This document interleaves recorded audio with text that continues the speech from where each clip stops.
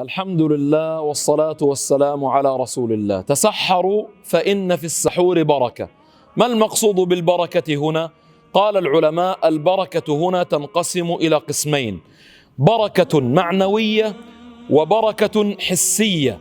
أما البركة المعنوية فهي بركة مخالفة أهل الكتاب. قال النبي صلى الله عليه وسلم: فصل ما بين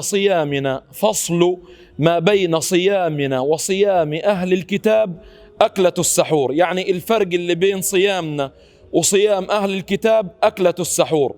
فأنت إن تسحرت نلت البركة المعنوية بمخالفة أهل الكتاب وباستماعك لأمر رسول الله وبطاعتك للنبي صلى الله عليه وسلم.